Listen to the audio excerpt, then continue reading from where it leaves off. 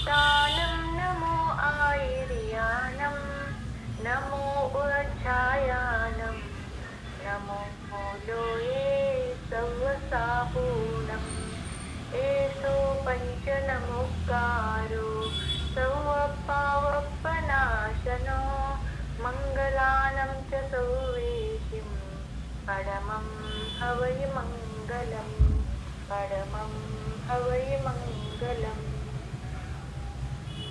झेलाता श्री गौतम गुरु ने वीर प्रभु के वाणी को सूत्र रहे गुरु परंपरा से नमन करो जिनवाणी को। चर्चा 53 भाव की कर लो भाव विशुद्धि पाने को। भाव सदा परिशुद्ध रहे बस आत्म वैभव पाने को। आत्म वैभव पाने को। जय बोलो पंच परमेष्ठी भगवान की जय हो। जय बोलो 24 तीर्थंकर भगवान की जय हो। जय बोलो जिनवाणी माता की जय हो। जय बोलो 400 चक्रवर्ती आचार्य श्री शांति सागर जी महाराज की जय हो। जय बोलो संत शिरोमणि आचार्य गुरुवर विद्यासागर जी महाराज की जय हो। जय बोलो आचार्य प्रवर श्री समय सागर जी महाराज की जय हो। जय बोलो परम पूज्य निर्यापक श्रमण श्री नियम सागर जी महाराज की जय हो। जय बोलो परम पूज्य मुनि श्री प्रशांत सागर जी महाराज की जय हो। समस्त आचार्य संघ की जय हो।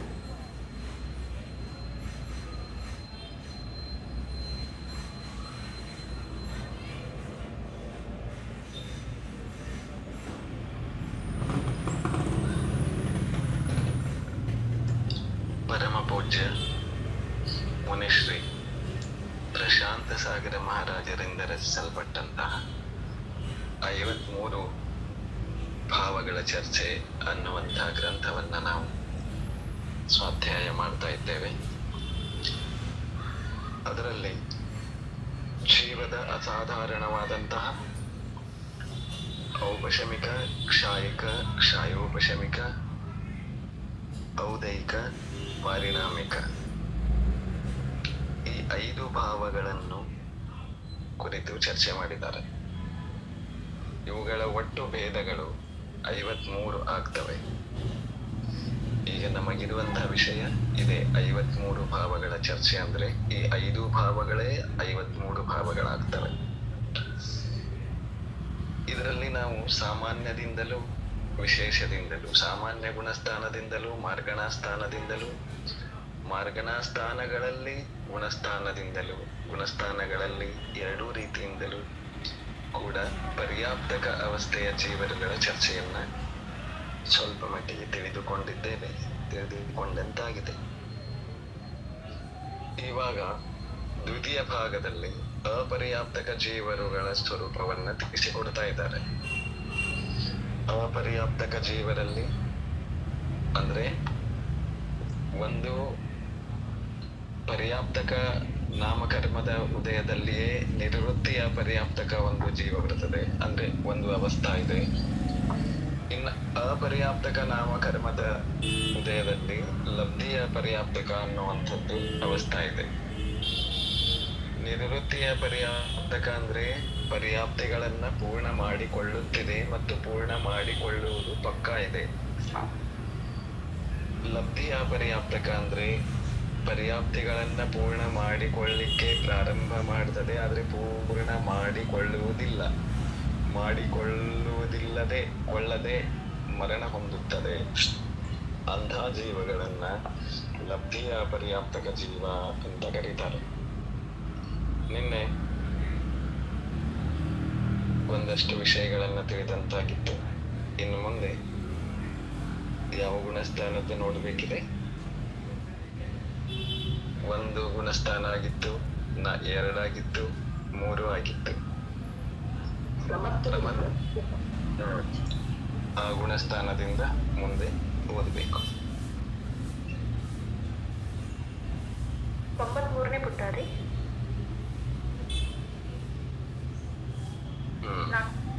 ಆಗಿರುತ್ತೆ ಸಮ್ಯಕ್ತ ಗುಣಸ್ಥಾನ. ಅದಾಗಿದೆ. ಆರನೇದು ಪ್ರಮತ್ತ ವಿರತ ಗುಣಸ್ಥಾನ.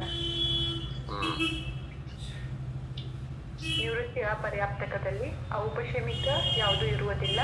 ಕ್ಷಾಯಿಕ 1, ಕ್ಷಯೋಪಶಮಿಕ 13, ಔದಯಿಕ 11, ಪಾರಿಣಾಮಿಕ 2, ಒಟ್ಟು 27 ಭಾವಗಳು. ಇದರ ವಿಶೇಷತೆ ಆಹಾರಕ ಕಾಯಯೋಗ ಉಳ್ಳ ಮುನಿಗಳಿಗೆ ಮೊದಲು ಆಹಾರಕ ಮಿಶ್ರ ಕಾಯಯೋಗವಾಗುತ್ತದೆ.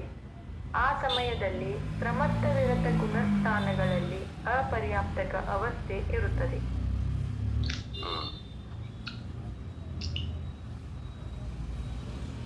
ಇನ್ನು ನಿವೃತ್ತಿಯ ಪರ್ಯಾಪ್ತಕ ಜೀವರು ಅಥವಾ ಸಾಮಾನ್ಯ ರೂಪದಿಂದ 6ನೇ ಗುಣಸ್ಥಾನದಲ್ಲಿ ಇರುವಂತಹ ಜೀವರಿಗೆ ಕೂಡ ನಿವೃತ್ತಿಯ ಪರ್ಯಾಪ್ತಕ ಅವಸ್ಥೆ ಇದೆ. ಯಾವಾಗಿದೆ ಅಂದ್ರೆ, ಯಾವಾಗ ಆಹಾರಕ ಕಾಯಯೋಗದ ಉತ್ಪನ್ನ ಆಗ್ತಾ ಇರ್ತದೆ, ಆವಾಗ ನಿವೃತ್ತಿಯ ಪರ್ಯಾಪ್ತಕ ಅವಸ್ಥೆ 6ನೇ ಗುಣಸ್ಥಾನದಲ್ಲೂ ಇರಲಿಕ್ಕೆ ಸಾಧ್ಯ ಇದೆ. ಆದ್ರೆ ಅದು ಮುನಿ ಮಹಾರಾಜರ ಅವಸ್ಥೆಯಲ್ಲಿ ಇರುವಂಥದ್ದಿದೆ. 6ನೇ ಗುಣಸ್ಥಾನದಲ್ಲಿ ಕೂಡ ಮಿಶ್ರಕಾಯ ಯೋಗ ಆಗಲಿಕ್ಕೆ ಸಾಧ್ಯ ಇದೆ. ಅಂದ್ರೆ ಆಹಾರಕ ಮಿಶ್ರಕಾಯ ಯೋಗ ಆಗ್ತದೆ. ಆ ಕಾರಣದಿಂದ ಅಲ್ಲಿ ಕೂಡ ನಿವೃತ್ತಿಯ ಪರ್ಯಾಪ್ತಕ ಅವಸ್ಥೆ ಇದೆ. ಇದರಲ್ಲಿ ಔಪಶಮಿಕ ಭಾವಗಳು ಒಂದು ಇರುವುದಿಲ್ಲ. ಪ್ರಥಮೋಪಶಮ ಅಂತೂ ಆಹಾರಕ ಕಾಯಯೋಗದಲ್ಲಿ ಇರುವುದಿಲ್ಲ, ದ್ವಿತೀಯೋಪಶಮ ಶ್ರೇಣಿಯಲ್ಲಿ ಇರ್ತದೆ. ಈಗ ಆಹಾರಕ ಕಾಯಯೋಗ ನಡೆದಿದೆ ಅನ್ನೋ ಕಾರಣದಿಂದ ಅಲ್ಲಿ ಯಾವುದೇ ಔಪಶಮಿಕ ಭಾವ ಇರುವುದಿಲ್ಲ. ಕ್ಷಾಯಿಕ ಭಾವಗಳು ಒಂದಿರಬಹುದು, ಕ್ಷಾಯಿಕ ಸಮ್ಯಕ್ತ ಇರಲಿಕ್ಕೆ ಸಾಧ್ಯ ಇದೆ. ಕ್ಷಾಯೋಪಶಮಿಕ ಭಾವಗಳಲ್ಲಿ ಜ್ಞಾನ ಭಾವಗಳು 3 ಇರಬಹುದು. ಮತಿಜ್ಞಾನ, ಶ್ರುತಜ್ಞಾನ, ಅವಧಿಜ್ಞಾನ. ಮನಪರ್ಯ ಜ್ಞಾನ ಇರುವುದಿಲ್ಲ, ಯಾಕೆಂದ್ರೆ ಆಹಾರಕ ಕಾಯಯೋಗ ಮತ್ತು ಮನಪರ್ಯ ಜ್ಞಾನ ಏಕಕಾಲದಲ್ಲಿ ಇರುವುದಿಲ್ಲ. ಹಾಗಾಗಿ ಮನಪರ್ಯ ಜ್ಞಾನ ಮುನಿ ಅವಸ್ಥೆ ಇದ್ರೂ, ಗುಣಸ್ಥಾನ 6 ಇದ್ರೂ ಮನಪರ್ಯ ಇರುವುದಿಲ್ಲ ಆಹಾರಕ ಮಿಶ್ರಕಾಯಯೋಗದಲ್ಲಿ. ಆಮೇಲೆ ಅಜ್ಞಾನ ಭಾವ ಕೂಡ ಇರುವುದಿಲ್ಲ. ಯಾಕೆ ಇರುವುದಿಲ್ಲ ಅಂತಂದ್ರೆ, ಮುನಿ ಅವಸ್ಥೆ ಇದೆ.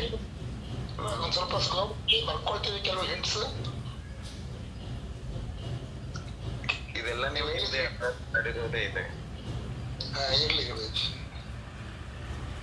ಜ್ಞಾನದಲ್ಲಿ ಮದಿ ಜ್ಞಾನ, ಶ್ರುತ ಜ್ಞಾನ, ಅವಧಿ ಜ್ಞಾನ 3 ಇರ್ತವೆ.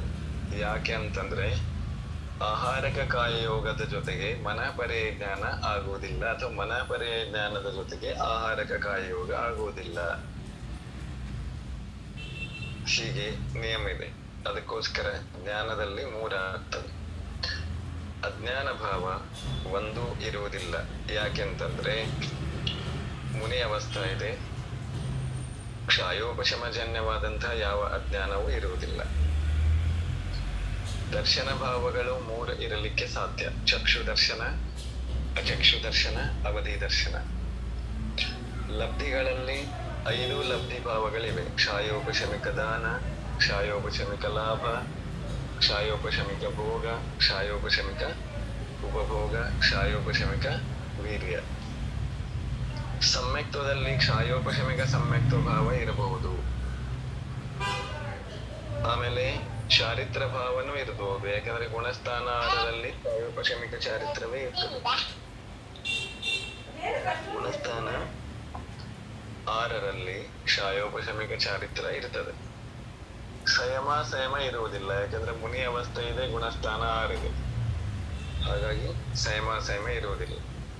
ಹಾಗಾಗಿ ಕ್ಷಾಯೋಪಶಮಿಕದಲ್ಲಿ 3 ಜ್ಞಾನ, 3 ದರ್ಶನ, 5 ಲಬ್ಧಿ, 1 ಸಮ್ಯಕ್ತ್ವ, 1 ಚಾರಿತ್ರ, 13 ಭಾವಗಳಾಗಲಿಕ್ಕೆ ಸಾಧ್ಯತೆ. ಔದಯಿಕ ಭಾವಗಳಲ್ಲಿ, ಕರ್ಮದ ಉದಯದಿಂದ ಆಗುವ ಭಾವಗಳಲ್ಲಿ ಕೇವಲ ಗತಿಯಲ್ಲಿ ಮನುಷ್ಯ ಗತಿ ಮಾತ್ರ ಇದೆ. ಯಾಕೆಂತಂದ್ರೆ, ಉಳಿದ 3 ಗತಿಗಳಲ್ಲಿ ಮುನಿ ಮಹಾರಾಜರಾಗಲಿಕ್ಕೆ ಸಾಧ್ಯ ಇಲ್ಲ. ಕಷಾಯಗಳಲ್ಲಿ 4 ಕಷಾಯ ಇರ್ತವೆ. 6ನೇ ಗುಣಸ್ಥಾನ ಇದೆ, ಆಹಾರಕ ಕಾಯಯೋಗ ಇದೆ. ನಿವೃತ್ತಿ ಅಪರ್ಯಾಪ್ತಕದಲ್ಲಿ 4 ಕಷಾಯಗಳಿವೆ. ಕ್ರೋಧಮಾನ ಮಾಯಲು. ವೇದದಲ್ಲಿ ಪುರುಷ ವೇದ ಒಂದೇ.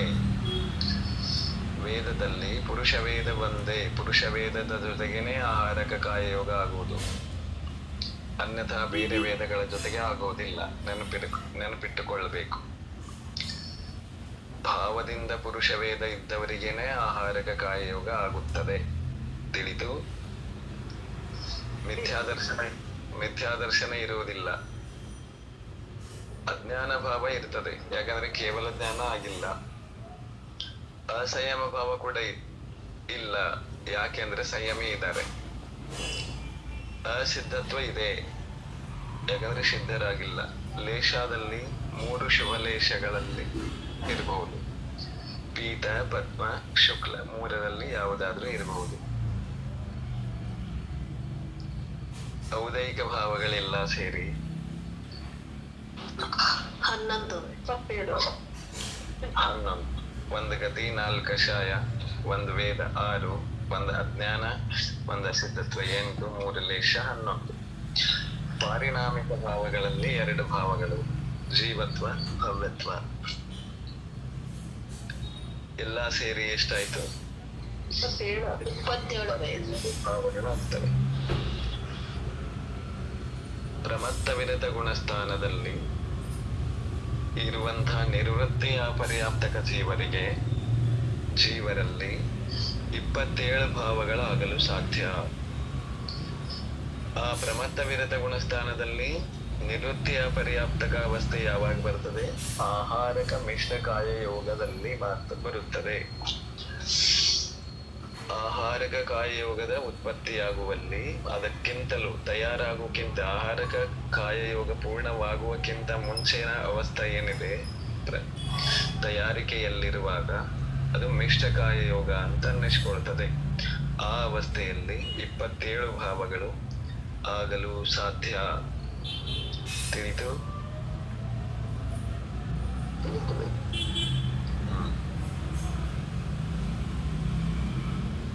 13ನೇ ಗುಣಸ್ಥಾನ ಸಂಯೋಗಕ್ಕೆ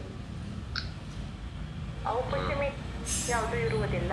ಕ್ಷಾಯಿಕ 9, ಕ್ಷಯೋಪಶಮಿಕ ಯಾವುದು ಇರುವುದಿಲ್ಲ. ಔದೈಕ 3, ಪಾರಿಣಾಮಿಕ 2, ಒಟ್ಟು 14 ಭಾವಗಳು. ಇನ್ನೊಂದು ನಿವೃತ್ತಿಯ ಪರ್ಯಾಪ್ತಕ ಅವಸ್ಥೆ 13ನೇ ಗುಣಸ್ಥಾನದಲ್ಲಿ ಇರುತ್ತದೆ. ಅಲ್ಲಿ ಯಾರಿಗಿರ್ತದೆ ಅಂದ್ರೆ ಅರಿಹಂತ ಭಗವಾನರಿಗೆ ಇರ್ತದೆ. ಸಯೋಗ ಕೇವಲಿ ಅರಿಹಂತ ಭಗವಾನರು ಅಂದ್ರೆ ಯೋಗ ಸಹಿತ, ಕಾಯಯೋಗ ಸಹಿತರಾದಂತಹ ಕೇವಲಿ ಭಗವಾನರಿಗೆ ಸಯೋಗ ಕೇವಲಿ ಅರಿಹಂತ ಭಗವಾನರು ಅಂತ ಕರೀತಾರೆ. ಆ 13ನೇ ಗುಣಸ್ಥಾನದಲ್ಲಿ ಸಮುದ್ಗಾದದ ಅವಸ್ಥೆಯಲ್ಲಿ ಔದಾರಿಕ ಮಿಶ್ರಕಾಯ ಯೋಗದ ಅವಸ್ಥೆ ಬರ್ತದೆ. ಹಾಗಾಗಿ ಅಲ್ಲಿ ಅದನ್ನ ನಿವೃತ್ತಿಯ ಪರ್ಯಾಪ್ತಕ ಅವಸ್ಥೆ ಅಂತ ಹೇಳಿದ್ದಾರೆ. ಅಲ್ಲಿ ಔಪಶಮಿಕ ಭಾವಗಳು, ಅಲ್ಲಿ ನಿವೃತ್ತಿಯ ಪರ್ಯಾಪ್ತಕ ಅವಸ್ಥೆಯಲ್ಲಿ ಔಪಶಮಿಕ ಭಾವಗಳು ಒಂದು ಇರೋದಿಲ್ಲ. ಯಾಕೆಂದ್ರೆ ಅಲ್ಲಿ ಉಪಶಮನ ಮಾಡುವಂಥದ್ದು ಏನು ಉಳಿದಿಲ್ಲ. ಕ್ಷಾಯಿಕ ಭಾವಗಳಲ್ಲಿ ಎಲ್ಲಾ ಕ್ಷಾಯಿಕ ಭಾವಗಳಿವೆ. ಕ್ಷಾಯಿಕ ಸಮ್ಯಕ್ತ್ವ, ಚಾರಿತ್ರ, ಜ್ಞಾನ, ದರ್ಶನ, ದಾನ, ಲಾಭ, ಭೋಗ, ಉಪಭೋಗ, ವೀರ್ಯ ಎಲ್ಲವೂ ಕ್ಷಾಯಿಕ ಭಾವಗಳಿವೆ. ಕ್ಷಯೋಪಶಮಿಕ ಭಾವಗಳು ಕೂಡ ಒಂದು ಇಲ್ಲ. ಯಾಕೆಂದ್ರೆ ಯಾವ ಕರ್ಮಗಳನ್ನ ಕ್ಷಯೋಪಶಮ ಮಾಡಬೇಕಾಗಿತ್ತು ಅವೆಲ್ಲ ಕ್ಷಯ ಮಾಡಿಬಿಟ್ಟಿದ್ದಾರೆ, ಕ್ಷಯವಾಗಿ ಹೋಗಿವೆ, ಕರ್ಮಗಳೆಲ್ಲ ನಾಶ ಆಗಿವೆ. ಹಾಗಾಗಿ ಕ್ಷಯೋಪಶಮಿಕದ ಅವಶ್ಯಕತೆ ಬೀಳುವುದಿಲ್ಲ. ಇನ್ನು ಔದೈಕ ಭಾವಗಳಲ್ಲಿ ಮನುಷ್ಯಗತಿಯಲ್ಲಿದ್ದಾರೆ, ಮನುಷ್ಯಗತಿ ಉದಯದಲ್ಲಿದೆ. ಕಷಾಯಗಳು ಒಂದೂ ಇಲ್ಲ. ಮೋಹನೀಯ ಕರ್ಮ ನಷ್ಟವಾಗಿ ಹೋಗಿರುವುದರಿಂದ ಕಷಾಯಗಳಿಲ್ಲ. ವೇದಗಳು ಯಾವ ಭಾವಗಳು ಇಲ್ಲ, ಯಾಕೆಂದ್ರೆ ಮೋಹನೀಯ ಕರ್ಮ ನಾಶವಾಗಿದೆ. ಮಿಥ್ಯಾದರ್ಶನವೂ ಇಲ್ಲ, ಯಾಕೆಂದ್ರೆ ಮೋಹನೀಯ ಕರ್ಮ ನಾಶವಾಗಿದೆ. ಅಜ್ಞಾನ ಭಾವವೂ ಇಲ್ಲ, ಯಾಕೆಂದ್ರೆ ಜ್ಞಾನಾವರಣ ಕರ್ಮ ನಾಶ ಆಗಿದೆ. ಅಸಂಯಮ ಕೂಡ ಇಲ್ಲ, ಚಾರಿತ್ರ ಮೋಹ ಅಥವಾ ಮೋಹನೀಯ ಕರ್ಮ ನಾಶ ಆಗಿದೆ. ಅಸಿದ್ಧತ್ವ, ಇನ್ನೂ ಎಲ್ಲಾ ಕರ್ಮಗಳ ನಾಶ ಆಗದೆ ಕೆಲವು ಕರ್ಮಗಳು ಉಳ್ಕೊಂಡಿವೆ, ಅದಕ್ಕಾಗಿ ಅಸಿದ್ಧತ್ವ ಭಾವ ಇದೆ. ಲೇಷದಲ್ಲಿ ಒಂದು ಪರಮ ಶುಕ್ಲ ಲೇಷ ಇದೆ. ಹೀಗೆ ಅರಿಹಂತ ಭಗವಾನರಲ್ಲಿ ಸಹಯೋಗ ಕೇವಲಿ ಅವಸ್ಥಾದಲ್ಲಿ ಔದೈಕ ಭಾವಗಳು 3 ಆಗ್ಬಹುದು. ಒಂದು ಗತಿ, ಒಂದು ಅಸಿದ್ಧತ್ವ, ಒಂದು ಪರಮಶುಕ್ಲಲೇಶ. ಆಮೇಲೆ ಪಾರಿಣಾಮಿಕ ಭಾವಗಳಲ್ಲಿ 2 ಭಾವಗಳು ಇರ್ತವೆ, ಜೀವತ್ವ, ಭವ್ಯತ್ವ. ಒಟ್ಟು ಕ್ಷಾಯಿಕದ 9, ಔದಯಿಕದ 3, ಪಾರಿಣಾಮಿಕದ 2, ಎಲ್ಲ ಸೇರಿ 14 ಭಾವಗಳು. ಸಯೋಗ ಕೇವಲಿ ಅವಸ್ಥೆಯಲ್ಲಿ ನಿವೃತ್ತಿಯ ಪರ್ಯಾಪ್ತಕದಲ್ಲಿ ಇರುವಾಗಲೂ ಇಷ್ಟು ಭಾವಗಳು ಆಗಲು ಸಾಧ್ಯ. ತಿಳಿದು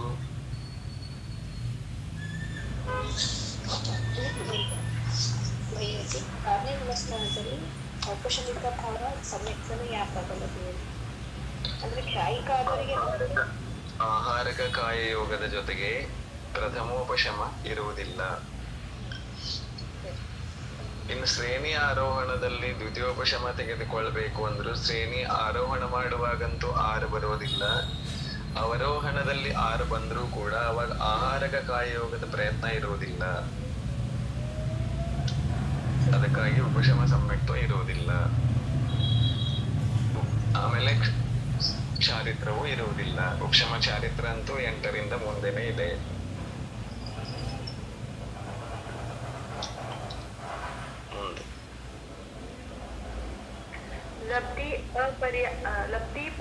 ಅಪರ್ಯಾಪ್ತಕ ಅವಸ್ಥೆಯ ಗುಣಸ್ಥಾನದಲ್ಲಿರುವ ಭಾವಗಳು. ನಿತ್ಯಾತ್ವ ಗುಣಸ್ಥಾನ, ಲಬ್ಧಿ, ಅಪರ್ಯಾಪ್ತಕ.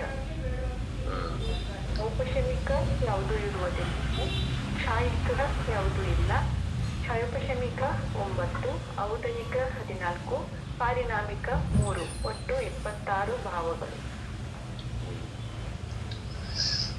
ಇಲ್ಲಿ ತನಕ ಏನ್ ಹೇಳಿದ್ರು? ಗುಣಸ್ಥಾನ 1, ಗುಣಸ್ಥಾನ 2, ಗುಣಸ್ಥಾನ 4, ಗುಣಸ್ಥಾನ 6, ಗುಣಸ್ಥಾನ 13 ನಿವೃತ್ತಿಯ ಪರ್ಯಾಪ್ತಕ ಇರುವಂತಹ ಗುಣಸ್ಥಾನಗಳನ್ನು ಹೇಳಿದ್ರು.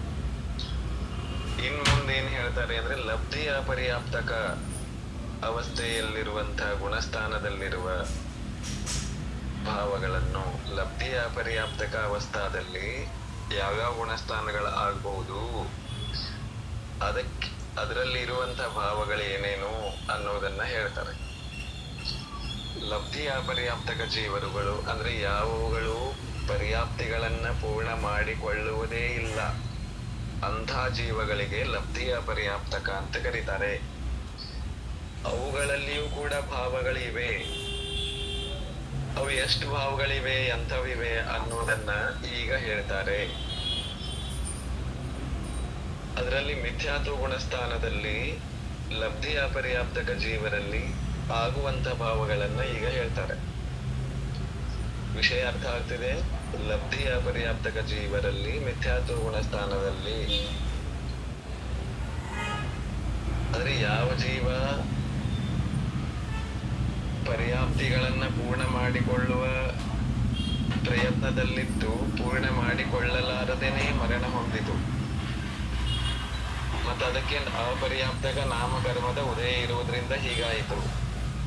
ಇಂಥ ಜೀವಗಳನ್ನ ಲಬ್ಧಿ ಅಪರ್ಯಾಪ್ತಕ ಜೀವ ಅಂತ ಕರೀತಾರೆ, ನೆನಪಿಟ್ಕೋಬೇಕು. ಔಪಶಮಿಕ ಭಾವಗಳು ಮಿಥ್ಯಾತ್ವ ಗುಣಸ್ಥಾನದಲ್ಲಿರುವಾಗ ಅಥವಾ ಇರುವಾಗ, ಮತ್ತು ಲಬ್ಧಿ ಅಪರ್ಯಾಪ್ತಕ ಜೀವಗಳು ಮಿಥ್ಯಾತ್ವ ಗುಣಸ್ಥಾನದಲ್ಲೇ ಇರ್ತವೆ.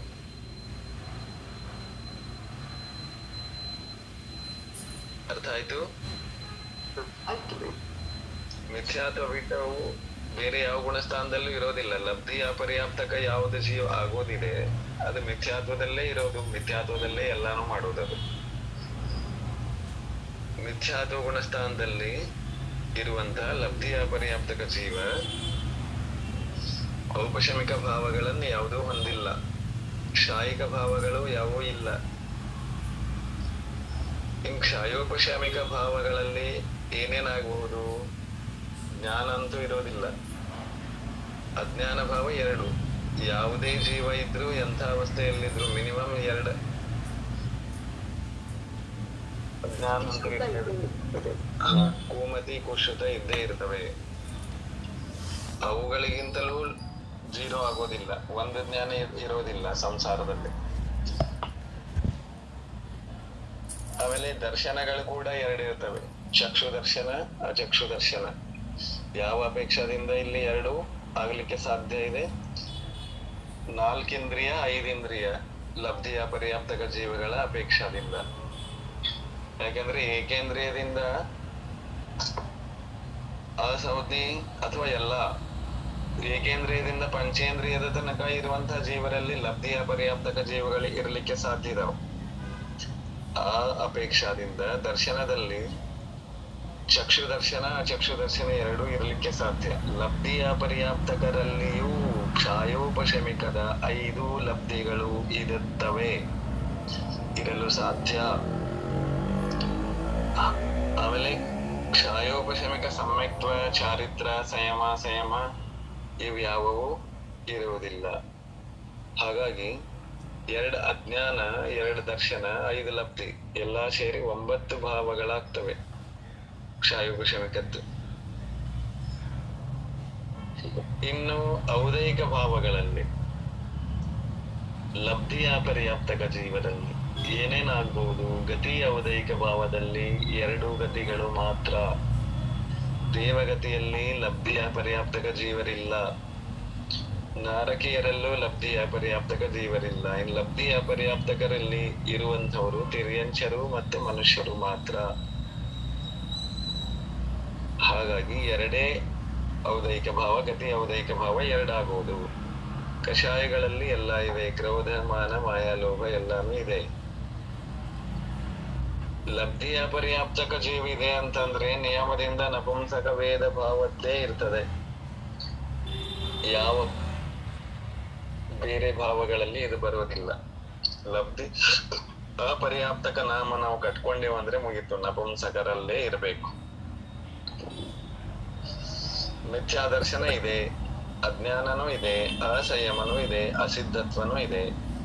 ಲೇಷಗಳಲ್ಲಿ ನಿಯಮದಿಂದ 3 ಅಶುಭ ಲೇಷಗಳು ಮಾತ್ರ ಇರುತ್ತವೆ. ಶುಭ ಲೇಷಗಳಲ್ಲಿ ಲಬ್ಧಿಯ ಪರ್ಯಾಪ್ತಕ ಜೀವರು ಇರುವುದಿಲ್ಲ. ಔದೈಕ ಭಾವದ ಎಷ್ಟಾಯ್ತು? 14. 3 ಪಾರಿಣಾಮಿಕ ಭಾವಗಳಾಗಲು ಸಾಧ್ಯ. ಜೀವತ್ವ, ಭವ್ಯತ್ವ, ಅಭವ್ಯತ್ವ. ಯಾಕೆಂದ್ರೆ ಅಭವ್ಯ ಜೀವರು ಲಬ್ಧಿಯ ಪರ್ಯಾಪ್ತಕರಲ್ಲಿ ಮಿಥ್ಯಾತ್ವದಲ್ಲಿ ಇರ್ಲಿಕ್ಕೆ ಸಾಧ್ಯ, ಭವ್ಯರು ಇರಲಿಕ್ಕೆ ಸಾಧ್ಯ. ಹಾಗಾಗಿ ಎಲ್ಲಾ ಸೇರಿಸಿ ಒಟ್ಟು 26 ಭಾವಗಳಾಗಲು ಸಾಧ್ಯ. ತಿಳಿತು? ತಿಳಿತು.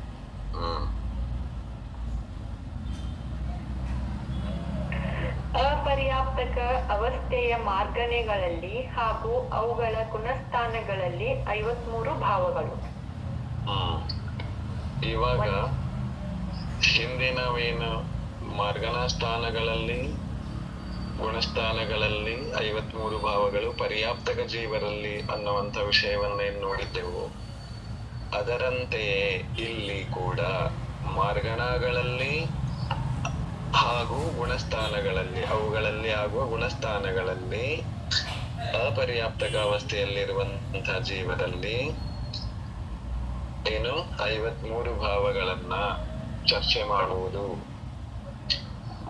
ಮಾರ್ಗಣ ಸ್ಥಾನದ ಆಧಾರದಿಂದಲೂ ಗುಣಸ್ಥಾನಗಳ ಆಧಾರದಿಂದಲೂ 53 ಭಾವಗಳು ಹೇಗೆ ಹೇಗೆ ಆಗ್ತವೆ ಅನ್ನೋದು ಹೇಳ್ತಾರೆ. ಮಾರ್ಗಣದ ಆಧಾರ ತೆಗೆದುಕೊಂಡು ಆಮೇಲೆ ಗುಣಸ್ಥಾನಗಳ ಆಧಾರದಿಂದ ಹೇಳ್ತಾರೆ. ನರಕಗತಿ ಮಾರ್ಗಣೆ. ನರಕಗತಿ ನಿವೃತ್ತಿ ಅಪರ್ಯಾಪ್ತಕದಲ್ಲಿ ಔಪಶಮಿಕ ಯಾವುದು ಇರುವುದಿಲ್ಲ. ಕ್ಷಾಯಿಕ 1, ಕ್ಷಯೋಪಶಮಿಕ 14, ಔದಯಿಕ 13, ಪಾರಿಣಾಮಿಕ 3, ಒಟ್ಟು 31 ಭಾವಗಳು.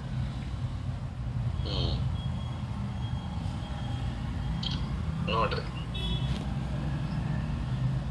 ಮೊದಲನೇ ಮಾರ್ಗಣ ಯಾವುದಿದೆ? ಗತಿ ಮಾರ್ಗಣ ಇದೆ. ಗತಿ ಮಾರ್ಗಣದಲ್ಲಿ ಮೊದಲಿಗೆ ನರಕ ಗತಿ ಮಾರ್ಗಣ ಬರ್ತದೆ. ನರಕ ಗತಿಯಲ್ಲಿ ಇರುವಂತ ಜೀವಗಳನ್ನ ಹುಡುಕುವಂತ ಪ್ರಯತ್ನ ಇದೆಯಲ್ಲ, ಶೋಧನೆ, ಇದು ನರಕ ಗತಿ ಮಾರ್ಗಣ ಅನಿಸ್ಕೊಳ್ತದೆ.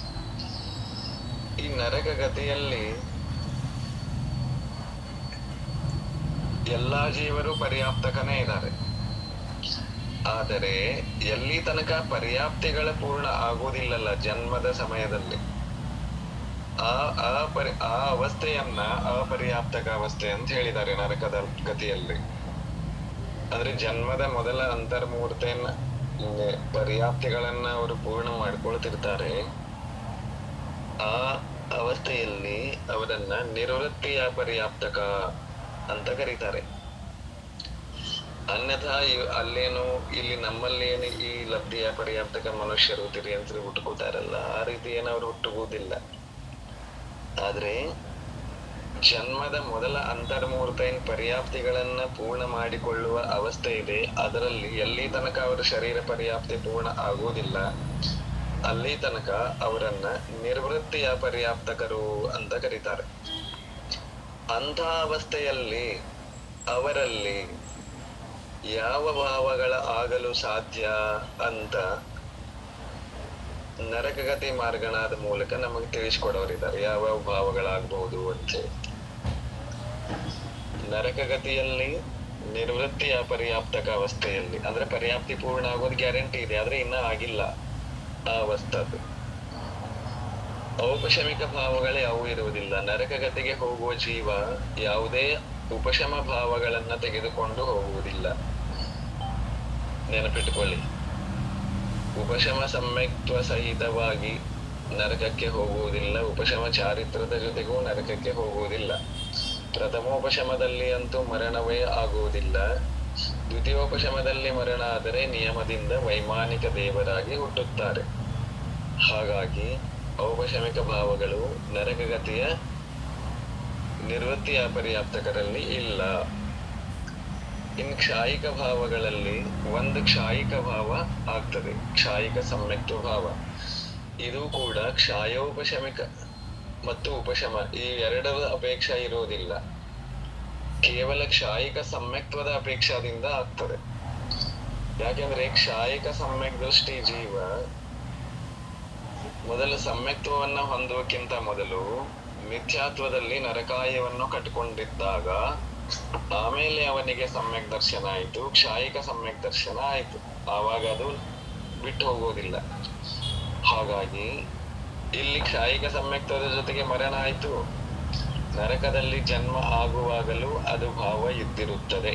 ಹಾಗಾಗಿ ಕ್ಷಾಯಿಕ ಸಮ್ಯಕ್ತ್ವ ಭಾವ ನರಕಗತಿಯ ನಿರ್ವೃತ್ತಿಯ ಪರ್ಯಾಪ್ತಕರಲ್ಲಿ ಇರಲು ಸಾಧ್ಯ ಇರುತ್ತದೆ.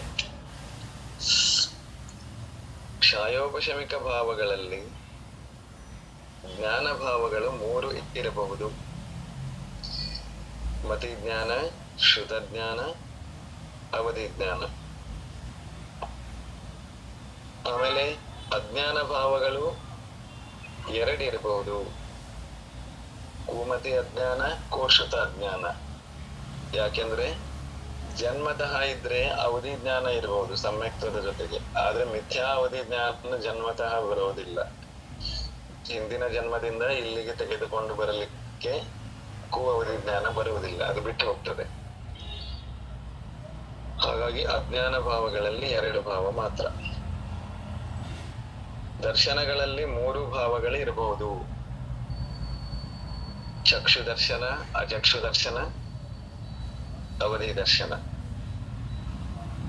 ಲಬ್ಧಿಗಳಲ್ಲಿ 5 ಲಬ್ಧಿಗಳು, ಕ್ಷಾಯೋಪಶಮಿಕದ 5 ಲಬ್ಧಿ ಭಾವಗಳು: ದಾನ, ಲಾಭ, ಭೋಗ, ಉಪಭೋಗ, ವೀರ್ಯ. ಇನ್ ಕ್ಷಾಯೋಪಶಮಿಕ ಸಮ್ಯಕ್ತ್ವ ಭಾವ ನರಕಗತಿಯಲ್ಲಿ ನಿರ್ವೃತ್ತಿಯ ಪರ್ಯಾಪ್ತಕ ಅವಸ್ಥೆಯಲ್ಲಿ ಇರಲು ಸಾಧ್ಯ ಅಂತ ಹೇಳಿದ್ದಾರೆ. ಹೇಗೆ ಸಾಧ್ಯ? ಕ್ಷಾಯೋಪಶಮಕ ಸಮ್ಯಕ್ತ್ವದ ಜೊತೆಗೆ ನರಕಕ್ಕೆ ಹೋಗಬಹುದೇನು? ಇಲ್ಲ. ಮತ್ತೆ ಹೇಗೆ ಸಾಧ್ಯ? ಕ್ಷಾಯಿಕ ಸಮ್ಯಕ್ತ್ವ ಇರುತ್ತಲ್ಲ ಬೈಯೋದ್ರೆ. ಕ್ಷಾಯಿಕ ಸಮ್ಯಕ್ತ್ವ ಇದೆ, ಇಲ್ಲಿ ಕ್ಷಾಯೋಪಶಮಿಕದ ಭಾವಗಳು ಬಂದಿವೆ ಅಲ್ಲ.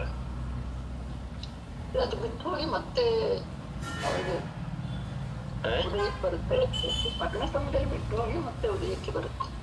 ಮರಣ ಸಮಯದಲ್ಲಿ ಬಿಟ್ರು ಕೂಡ ಇದು ಪರ್ಯಾಪ್ತಕರಲ್ಲಿ ಇಲ್ಲಲ್ಲ. ಪರ್ಯಾಪ್ತಕ ಅಂದ್ರೆ ಅದು ಹಿಂದಿಂದ ಬಂದಿದ್ದೇ ಇರ್ಬೇಕು. ಜನ್ಮದ ಪ್ರಥಮ ಅಂತರ್ಮುಹೂರ್ತ ಕೃತಕೃತ್ಯ ವೇದಕದ ಅಪೇಕ್ಷದಿಂದ ಹೇಳಿದ್ದಾರೆ. ಅರ್ಥ ಆಯ್ತು?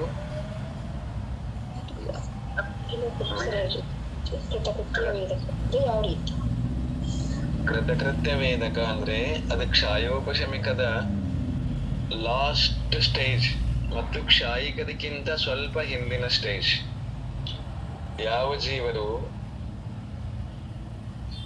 ಕ್ಷಾಯಿಕ ಸಮ್ಯಕ್ ದೃಷ್ಟಿ ಆಗುವ ಕಾರ್ಯದಲ್ಲಿ ತೊಡಗಿದ್ದಾರೆ, 6 ಕಷಾಯಗಳು ಅಂದ್ರೆ 6 ಕರ್ಮಗಳು ಅಂದ್ರೆ ಸರ್ವಘಾತಿಯ 6 ಕರ್ಮಗಳು, ಸಮ್ಯಕ್ತ್ವಘಾತಕ 6 ಕರ್ಮಗಳು ನಾಶ ಹೊಂದಿವೆ. ಇನ್ ಸಮ್ಯಕ್ ಪ್ರಕೃತಿ ಇದು ಕೂಡ ಅತ್ಯಂತ ಮಂದ ಉದಯ ಇದೆ,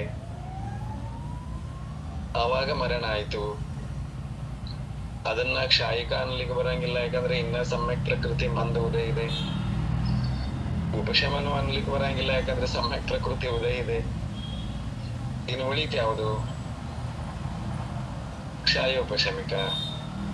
ಅದು ಸಾಮಾನ್ಯ ರೂಪದಿಂದ ಅಲ್ಲ, ಕೃತಕೃತ್ಯ ವೇದಕದ ಅಪೇಕ್ಷದಿಂದ ಕ್ಷಾಯೋಪಶಮಿಕ ಅಂತ ತಿಳ್ಕೋಬೇಕು. ತಿಳಿದ್ರಿ? ಆ ಜೀವ ಮರಣ ಹೊಂದಿದಾಗ ಅದ್ರ ಕ್ಯಾರಿಯನ್ನು ಮಾಡ್ಕೊಂಡು ಇಲ್ಲಿ ನಾರಕೀಯಕ್ಕೆ ಬಂದವರು ಈ ಇರುತ್ತೆ. ಕೃತಕೃತ್ಯ ಸ್ಟೇಜ್ ಅಲ್ಲಿ ಹೋಯ್ತು ಅಂದ್ರೆ ಕೃತಕೃಷ್ಟ ಸ್ಟೇಜ್ ಅದು ರಿವರ್ಸ್ ಆಗಂಗಿಲ್ಲ, ನೆಕ್ಸ್ಟ್ ಕ್ಷಾಯಿಕ ಆಗೋದೇ ಅದು. ಅದು ಪರ್ಯಾಪ್ತಕ ಆದ ತಕ್ಷಣ ಕ್ಷಾಯಿಕ ಆಗ್ತದೆ. ತಿಳಿತು? ಅಜ್ಜಿನ 1ನೇ ವರ್ಗಕ್ಕೆ ಹೋಗ್ಬೇಕು. ಹೌದು, 1ನೇ ನರಕಕ್ಕೆ ಹೋಗ್ಬೇಕು. ದ್ವಿತೀಯೋಪಶಮ ಸಮ್ಯತ್ವ ಆದಂತಹ ಜೀವ ನರಕಕ್ಕೆ ಹೋಗಲ್ಲ, ದೇವಗತಿಗೆ ಹೋಗ್ತೇನೆ ಅಂತ. ಇದು ಹಿಂಗೆ ಕ್ಷಾಯಿಕ ಆಗುವ ಸ್ಥಿತಿಯಲ್ಲಿ ಕುಳಿತು ನರಕಕ್ಕೆ ಬರೋದು ಅಂದ್ರೆ ಗತಿ ಕಟ್ಕೊಂಡಿರುತ್ತೆ ಅನ್ನೋ ಲೆಕ್ಕದಲ್ಲಿ. ಚಿತ್ರ ಏನು ಅಂತಂದ್ರೆ, ಈ ಕ್ಷಾಯಿಕ ಆಗ್ಲಿ ಕ್ಷಾಯೋಪಶಮಿಕ ಆಗ್ಲಿ ಗೃಹಸ್ಥರಿಗೂ ಆಗ್ಲಿಕ್ಕೆ ಸಾಧ್ಯ ಇದೆ. ಆದ್ರೆ ದ್ವಿತೀಯೋಪಶಮ ಇದೆ ಅಲ್ಲ, ಅದು ಆಗ್ಬೇಕು ಅಂದ್ರೆ ಮುನಿಯೇ ಆಗಿರ್ಬೇಕು, ಮುನಿಗಳೇ ಆಗಿರ್ಬೇಕು, ಶ್ರೇಣಿಯನ್ನ ಏರಿದವರೇ ಆಗಿರ್ಬೇಕು. ಶ್ರೇಣಿಯನ್ನ ಏರಿದಂತಹ ಮುನಿಗಳು ನರಕಕ್ಕೆ ಹೋಗುವುದಾದರೆ ಇನ್ನು ಸ್ವರ್ಗಕ್ಕೆ ಕಳಿಸುವುದು ಯಾರನ್ನ?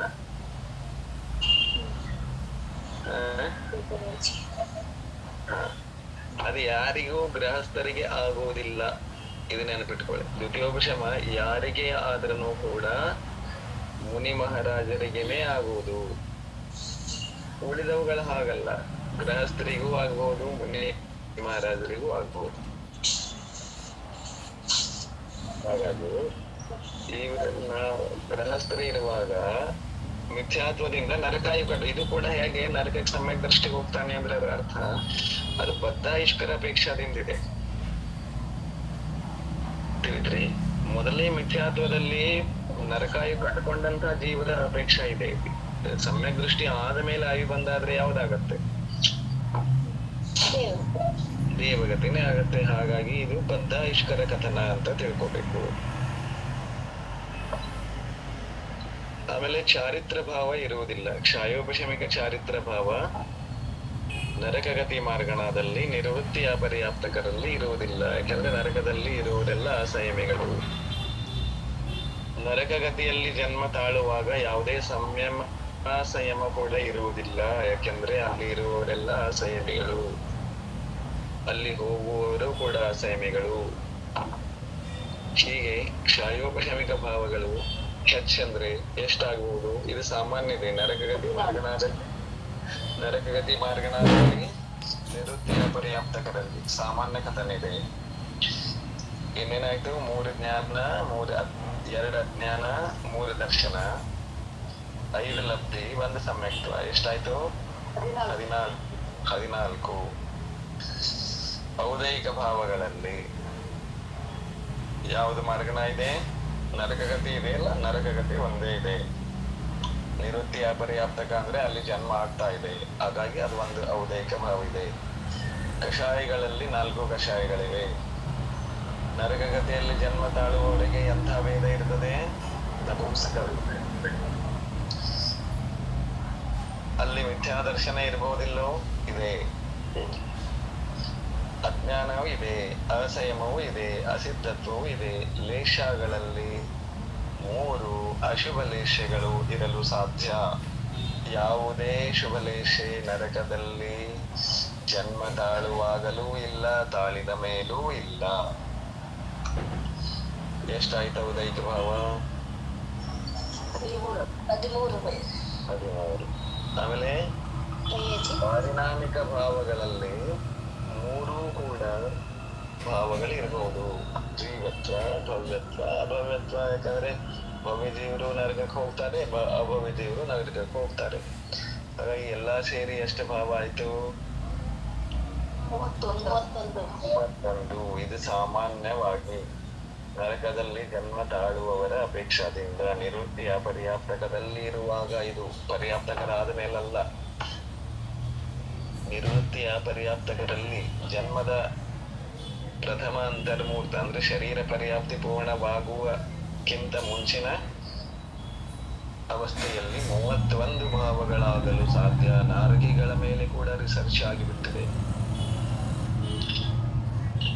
ತಿಳಿದ್ರಿ?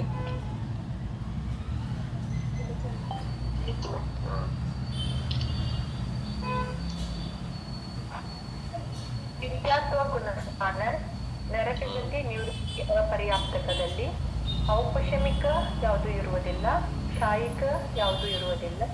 ಛಾಯೋಪಶಮಿಕ 9, ಔದಯಿಕ 13, ಪಾರಿಣಾಮಿಕ 3, ಒಟ್ಟು 25 ಭಾವಗಳು. ಈಗ ಹಿಂದೆ ಏನ್ ಹೇಳಿದ್ರು ಅದು ಸಾಮಾನ್ಯ ಕಥನ. ಗುಣಸ್ಥಾನ 1 ಆಯ್ತು ನೋಡ್ರಿ. ನರಕಗತಿಯಲ್ಲಿ ನಿವೃತ್ತಿಯ ಪರ್ಯಾಪ್ತಕರಲ್ಲಿ ಯಾವ್ಯಾವ ಗುಣಸ್ಥಾನ ಆಗ್ಬಹುದು ಗೊತ್ತಾ? ಮೊದಲನೇ ಗುಣಸ್ಥಾನ ಆಗ್ಬಹುದು, ಇಲ್ಲಾಂದ್ರೆ 4ನೇ ಗುಣಸ್ಥಾನ ಆಗ್ಬಹುದು. 2ನೇ ಗುಣಸ್ಥಾನ ಬರೋದು. 2ನೇ ಗುಣಸ್ಥಾನದವರು ಯಾರು ನರಕದಲ್ಲಿ ಜನ್ಮ ತಾಳೋದಿಲ್ಲ. ಅರ್ಥ ಆಯ್ತು?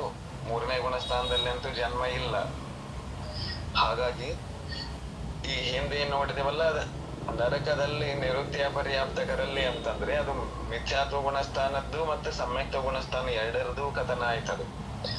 ಈಗ ವಿಶೇಷ ಕಥನ ಹೇಳ್ತಾರೆ. ಮಿಥ್ಯಾತ್ವ ಗುಣಸ್ಥಾನದಲ್ಲಿ ನರಕಗತಿಯಲ್ಲಿ ನಿವೃತ್ತಿಯ ಪರ್ಯಾಪ್ತಕರಲ್ಲಿ ಆದ್ರೆ ನರಕದಲ್ಲಿ ಹೋಗಿದ್ದೇವೆ, ಪರ್ಯಾಪ್ತಿಗಳನ್ನ ಪೂರ್ಣ ಮಾಡಿಕೊಳ್ಳುತ್ತಿದ್ದೇವೆ, ಆದ್ರೆ ಪೂರ್ಣ ಆಗಿಲ್ಲ. ಆವಾಗ ನಮ್ಮಲ್ಲಿ ಮಿಥ್ಯಾತ್ವ ಗುಣಸ್ಥಾನ ಇದ್ದಾಗ ಯಾವ್ಯಾವ ಭಾವಗಳು ಆಗ್ಬಹುದು ಅಂತ ಹೇಳ್ತಾರೆ. ಔಪಶಮಿಕ ಭಾವಗಳು ಯಾವುದೂ ಇರುವುದಿಲ್ಲ, ಯಾಕಂದ್ರೆ ನರಕನೂ ಇದೆ, ಯಾಕಂದ್ರೆ ಮತ್ತು ಮಿಥ್ಯಾತ್ವ ಗುಣಸ್ಥಾನ ಇದೆಯಲ್ಲ, ಅದಕ್ಕೆ ಔಪಶಮಿಕ ಭಾವಗಳು ಯಾವುವು ಇಲ್ಲ. ಕ್ಷಾಯಿಕ ಭಾವಗಳು ಯಾವುವು ಇಲ್ಲ, ಯಾಕಂದ್ರೆ ಮಿಥ್ಯಾತ್ವ ಗುಣಸ್ಥಾನ ಜೊತೆಗೆ ಹೋಗ್ತಾ ಇದ್ದಾವೆ. ಆಮೇಲೆ ಕ್ಷಾಯೋಪಶಮಿಕ ಭಾವಗಳಲ್ಲಿ ಕೂಡ ಜ್ಞಾನ ಭಾವ ಇಲ್ಲ ಯಾವುದು ಕೂಡ, ಯಾಕಂದ್ರೆ ಮಿಥ್ಯಾತ್ವದಲ್ಲಿ ಹೋಗ್ತಾ ಇದ್ದೇವೆ. ಅಜ್ಞಾನ ಭಾವ 2 ಇರ್ತದೆ, ಕುಮತಿ ಕುಶ್ರುತ. ದರ್ಶನ ಭಾವ ಕೂಡ 2, ಚಕ್ಷು ದರ್ಶನ, ಅಚಕ್ಷು ದರ್ಶನ. ಆಮೇಲೆ ಲಬ್ಧಿಗಳು 5 ಲಬ್ಧಿಗಳು ಇರುತ್ತವೆ. ದಾನ, ಲಾಭ, ಭೋಗ, ಉಪಭೋಗ, ವೀರ್ಯ.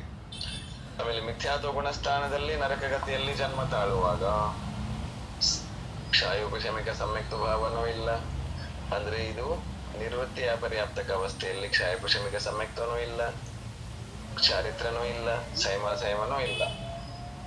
ಹಾಗಾಗಿ 2 ದರ್ಶನ, 2 ಅಜ್ಞಾನ, 5 ಲಬ್ಧಿ, 9 ಕ್ಷಾಯೋಪಶಮಿಕ ಭಾವಗಳಾಗುತ್ತವೆ. ಮಿಥ್ಯಾತ್ವ ಗುಣಸ್ಥಾನದಲ್ಲಿ ನರಕಗತಿಯಲ್ಲಿ ನಿವೃತ್ತಿಯ ಪರ್ಯಾಪ್ತಕರಲ್ಲಿ ಗತಿ ಔದಯಿಕ ಭಾವ ನರಕದ್ದು ಒಂದೇ ಇದೆ, ಉಳಿದವುಗಳದ್ದು ಇಲ್ಲ. ಕಷಾಯಗಳು 4 ಇರ್ತವೆ. ವೇದದಲ್ಲಿ ನಪುಂಸಕ ವೇದ ಒಂದಿದೆ. ಮಿಥ್ಯಾದರ್ಶನ ಇರುತ್ತದೆ, ಅಜ್ಞಾನ ಭಾವ ಇರುತ್ತದೆ, ಅಸಂಯಮ ಭಾವ ಇರುತ್ತದೆ, ಅಸಿದ್ಧತ್ವ ಭಾವ ಕೂಡ ಇರುತ್ತದೆ. ಲೇಷಗಳಲ್ಲಿ ಮೊದಲನೇ ಗುಣಸ್ಥಾನ ಇರುವಾಗ ಅಥವಾ ಯಾವುದೇ ಇದ್ರೂ ನರಕಗತಿಯಲ್ಲಿ 3 ಅಶುಭ ಲೇಷಗಳೇ ಇರುತ್ತವೆ. ಎಷ್ಟಾಯ್ತು? 13. ಆಮೇಲೆ ಮಿಥ್ಯಾತ್ವ ಗುಣಸ್ಥಾನದಲ್ಲಿ 3 ಪಾರಿಣಾಮಿಕ ಭಾವಗಳುಳ್ಳ ಜೀವರು ಇರಬಹುದು. ಜೀವತ್ವ, ಭವ್ಯತ್ವ, ಅಭವ್ಯತ್ವ. ಒಟ್ಟು 25 ಭಾವಗಳು ಎಲ್ಲಿ ಆಗಲು ಸಾಧ್ಯ? ಛಾಪ ಗುಣಸ್ಥಾನ ನರಕಗತಿ ನಿವೃತ್ತಿ ಅಪರ್ಯಾಪ್ತಿ. ಇನ್ನೂ ಪರ್ಯಾಪ್ತಿ ಪೂರ್ಣ ಆಗಿಲ್ಲ, ಆದ್ರೆ ಪೂರ್ಣ ಆಗ್ತವೆ ಆಮೇಲೆ. ತಿಳಿತು?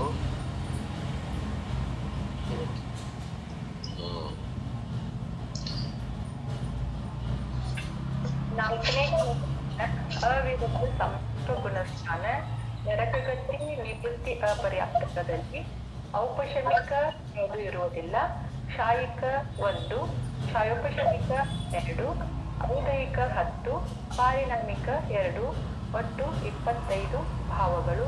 ಇದರ ವಿಶೇಷತೆ ನರಕಗತಿಯ ಅಪರ್ಯಾಪ್ತಕ ಅವಸ್ಥೆಯಲ್ಲಿ ಗುಣಸ್ಥಾನ 1 ಹಾಗೂ 4 ಈ 2 ಗುಣಸ್ಥಾನಗಳು ಇರುತ್ತವೆ.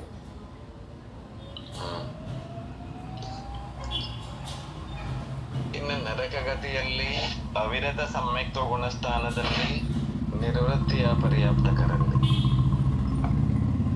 ಅಂದ್ರೆ ಅಲ್ಲಿ ಜನ್ಮ ತಕ್ಕೊಳ್ಳುವಾಗ 2 ಗುಣಸ್ಥಾನ ಇರೋದು, ಒಂದು ಮಿಥ್ಯಾತ್ವ, ಇನ್ನೊಂದು ಅವಿರತ ಸಮ್ಯಕ್ತ್ವ.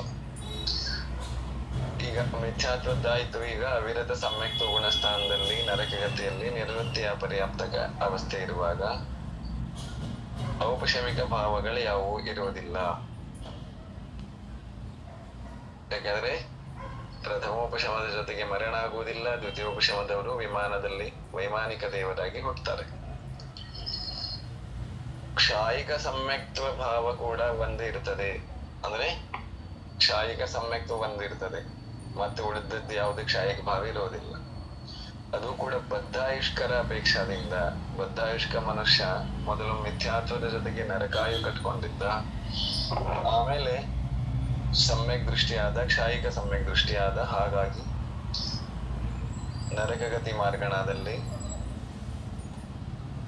ಅವಿರತ ಸಮ್ಯಕ್ತ್ವ ಗುಣಸ್ಥಾನದಲ್ಲಿ ನಿವೃತ್ತಿಯ ಪರ್ಯಾಪ್ತಕರಲ್ಲಿ ಕ್ಷಾಯಿಕ ಸಮ್ಯಕ್ತ್ವ ಒಂದಿರಬಹುದು. ಕ್ಷಾಯೋಪಶಮಿಕ ಭಾವಗಳಲ್ಲಿ ಜ್ಞಾನ ಭಾವ 3 ಇರಬಹುದು. ಮತಿ ಜ್ಞಾನ, ಶ್ರುತ ಜ್ಞಾನ, ಅವಧಿ ಜ್ಞಾನ. ಅಜ್ಞಾನ ಭಾವ ಇರುವುದಿಲ್ಲ. ಸಮ್ಯಕ್ತ್ವದ ಜೊತೆಗೆ ಇರುವಾಗ ಕ್ಷಾಯೋಪಶಮಿಕ ಅಜ್ಞಾನ ಭಾವ ಇರುವುದಿಲ್ಲ. ದರ್ಶನದಲ್ಲಿ ಕೂಡ 3 ಭಾವ ಇರಬಹುದು. ಚಕ್ಷುದ ದರ್ಶನ, ಅವಧಿದನ. ಲಬ್ಧಿ ಭಾವಗಳು 5 ಇರಬಹುದು. ಇನ್ನು ಕ್ಷಾಯೋಪಶಮಿಕದಲ್ಲಿ ಸಮ್ಯಕ್ತ್ವ ಭಾವ ಒಂದಿದೆ, ಚಾರಿತ್ರ ಭಾವ ಇಲ್ಲ, ಸಂಯಮವೂ ಕೂಡ ಇಲ್ಲ.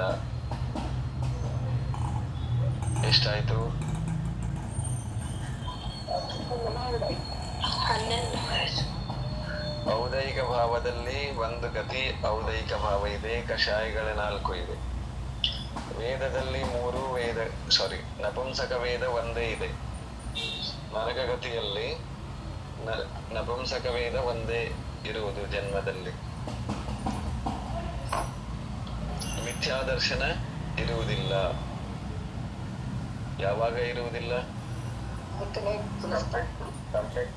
ಜೊತೆಗೆ ಜನ್ಮ ತಾಳ್ತಾ ಇರುವಾಗ ಇರುವುದಿಲ್ಲ. ಅಜ್ಞಾನ ಭಾವ ಇರ್ತದೆ, ಅಸಂಯಮ ಭಾವ ಇರ್ತದೆ, ಅಶುದ್ಧತ್ವ ಇರ್ತದೆ. ಲೇಷಗಳಲ್ಲಿ ಯಾಕೆ ಹೀಗೆ ಹೇಳಿದ್ರು? 3 ಹೇಳಬೇಕಾಗಿತ್ತಲ್ಲ.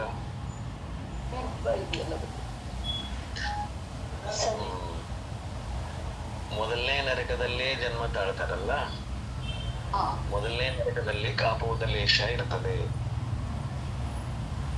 ತಿಳಿತು?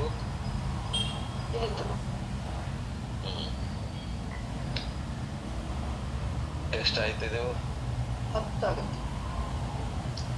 ಆಮೇಲೆ 2 ಪಾರಿಣಾಮಿಕ ಭಾವಗಳು, ಒಂದು ಜೀವತ್ವ, ಇನ್ನೊಂದು ಭವ್ಯತ್ವ. ಎಲ್ಲ ಸೇರಿಸಿ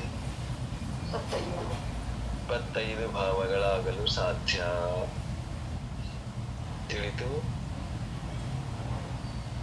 ನರಕಗತಿಯಲ್ಲಿ ಜನ್ಮ ತಾಳಬೇಕು ಅಂತಂದ್ರೆ 2 ಗುಣಸ್ಥಾನಗಳಲ್ಲಿ, ಒಂದು ಮಿಥ್ಯಾತ್ವ ಗುಣಸ್ಥಾನದಲ್ಲಿ, ಇಲ್ಲ ಸಮ್ಯಕ್ತ್ವದ ಗುಣಸ್ಥಾನದಲ್ಲಿ. ಸಮ್ಯಕ್ತ್ವದ ಜೊತೆಗೆ ಜನ್ಮ ತಾಳ್ತಾ ಇದೆ ಅಂತಂದ್ರೆ ಅದು ಕ್ಷಾಯಿಕ ಸಮ್ಯಕ್ತದ ಜೊತೆಗೆ ಮಾತ್ರ, ಅದು ಮೊದಲನೇ ಪೃಥ್ವಿಯಲ್ಲಿ ಮಾತ್ರ. ಇನ್ ಮಿಥ್ಯಾತ್ವದ ಜೊತೆಗೆ ಜನ್ಮ ತಾಳ್ತಾ ಇದ್ದೇವೆ ಅಂತಂದ್ರೆ 7 ನರಕಗಳಲ್ಲಿ ಎಲ್ಲಿ ಬೇಕಾದ್ರೂ ಹೋಗ್ಬೋದು, ಆರಾಮಾಗಿ ತಿರುಗಾಡಿಕೊಂಡು ಬರಬಹುದು. ತಿಳಿತು?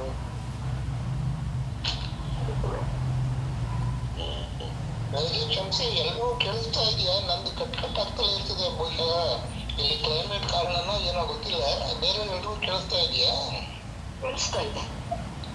ನಂದು 1 ನಿಮಿಷ, ಅರ್ಧ ನಿಮಿಷ ಹೀಗೆಲ್ಲ ಮ್ಯೂಟ್ ಆಗ್ತಾ ಇರ್ತದೆ ಬಯಲಿ ಅವ್ರದ್ದು. ಕ್ಲೌಡಿ ವೆದರ್ ಇದೆ ಇಲ್ಲಿ, ನನ್ಗೆ ಒಬ್ಬನಿಗೆ ಇದಾಗ್ತಾ ಇದ್ದು ಅಥವಾ ಮೊಬೈಲ್ ಮಿಸ್ಟೇಕ್ ಗೊತ್ತಿಲ್ಲ. ಮುಂದುವರಿಸಿದೆ.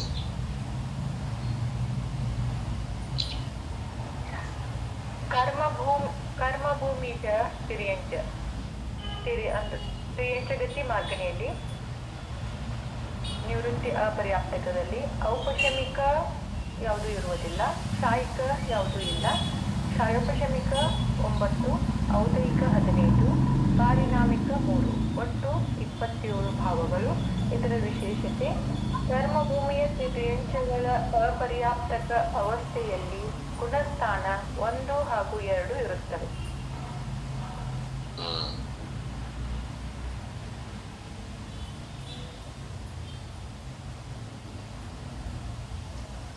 ನೋಡ್ರಿ, ಈಗ ಏನಾಯ್ತು? ಕರ್ಮಭೂಮಿಯ ಇಲ್ಲಿ ತನಕ ಏನಾಯ್ತಿದ? ನರಕಗತಿ ಮಾರ್ಗಣ ಆಯ್ತು. ಮಾರ್ಗಣದಲ್ಲಿ 4 ಇದಾವು, ಗತಿ ಮಾರ್ಗಣದಲ್ಲಿ. ಅದರಲ್ಲಿ ಈಗ ನರಕಗತಿದಾಯ್ತು. ಸಾಮಾನ್ಯವಾಗಿ ಸಮ್ಯಕ್ ಮತ್ತು ಮಿಥ್ಯಾತ್ವ 2 ಗುಣಸ್ಥಾನದಿಂದ ಮರಣ ಆಗುವುದು ಸಾಮಾನ್ಯ ರೂಪದಿಂದಲೂ. ಗುಣಸ್ಥಾನ 1ರಲ್ಲಿ ಮಾತ್ರ ಹೇಗಾಗ್ತದೆ, ಗುಣಸ್ಥಾನ 4ರಲ್ಲಿ ಮಾತ್ರ ಹೇಗಾಗ್ತದೆ. ಇದು ಕೂಡ ಆಯ್ತು. ಇವಾಗ ತಿರ್ಯಂಚಗತಿ ಮಾರ್ಗಣಕ್ಕೆ ಬಂದ್ರು. ತಿರ್ಯಂಚಗತಿಯಲ್ಲಿ ಮೊದಲಿಗೆ ಯಾರದ ಬಗ್ಗೆ ಹೇಳ್ತಾರೆ? ಕರ್ಮಭೂಮಿ ತಿರ್ಯಂಚರ ಬಗ್ಗೆ. ಕರ್ಮಭೂಮಿಯ ತಿರ್ಯಂಚರಲ್ಲಿ ಜನ್ಮ ತಾಳುವಂತಹ ಜೀವರು ಪರ್ಯಾಪ್ತಿಗಳನ್ನ ಪೂರ್ಣ ಮಾಡಿಕೊಳ್ಳುತ್ತಿರುವಾಗ, ಇನ್ನೂ ಪೂರ್ಣವಾಗದೇ ಇರುವಾಗ ಆ ಅವಸ್ಥೆಯನ್ನ ತಿರ್ಯಂಚಗತಿಯ ನಿವೃತ್ತಿಯ ಪರ್ಯಾಪ್ತಕ ಅವಸ್ಥೆ ಅಂತ ಕರೀತಾರೆ. ಅಂದ್ರೆ ಪರ್ಯಾಪ್ತಿ ಅಂದ್ರೆ ಇವು ಪರ್ಯಾಪ್ತಕ ಜೀವರೇ ಇರ್ತಾವು, ಆದ್ರೆ ಇನ್ನ ಪರ್ಯಾಪ್ತಿ ಪೂರ್ಣ ಆಗಿಲ್ಲ ಅಂತ ಅವಸ್ಥೆ. ಜನ್ಮದ ಮೊದಲ ಅಂತರ್ಮುಹೂರ್ತದಲ್ಲಿ ನಡೆಯುವ ಘಟನೆ. ಔಪಶಮಿಕ ಭಾವಗಳು ಇರುವುದಿಲ್ಲ. ಕರ್ಮಭೂಮಿಯ ತಿರ್ಯಂಚ ಅಂದ್ರೆ ಗೊತ್ತಾಯ್ತಲ್ಲ, ಕರ್ಮಭೂಮಿಯಲ್ಲಿ ಜನ್ಮ ತಾಳುವವರು. ಭೋಗ ಭೂಮಿಯರದ್ದು ಇದಕ್ಕೂ ಏನೋ ಸಂಬಂಧ ಇರುವುದಿಲ್ಲ. ತಿಳಿತು? ಕರ್ಮಭೂಮಿ ಅಂದ್ರೆ ಆರ್ಯಖಂಡ, ಮ್ಲೇಚ್ಛಖಂಡ ಇಂಥ ಜಾಗದಲ್ಲಿ ಜನ್ಮ ತಾಳುವಂಥವ್ರು. ಅಲ್ಲಿ ಜನ್ಮ ತಾಳುವಾಗ ಜೀವ ಔಪಶಮಿಕ ಭಾವಗಳಲ್ಲಿ ಯಾವುದು ಒಂದನ್ನು ಹೊಂದಿರುವುದಿಲ್ಲ. ಇನ್ನು ಕರ್ಮಭೂಮಿಯ ತಿರ್ಯಂಚರಲ್ಲಿ, ನಿವೃತ್ತಿಯ ಪರ್ಯಾಪ್ತಕರಲ್ಲಿ ಕ್ಷಾಯಿಕ ಸಮ್ಯಕ್ತ್ವ ಭಾವ ಕೂಡ ಯಾವುದು ಒಂದು ಇರುವುದಿಲ್ಲ.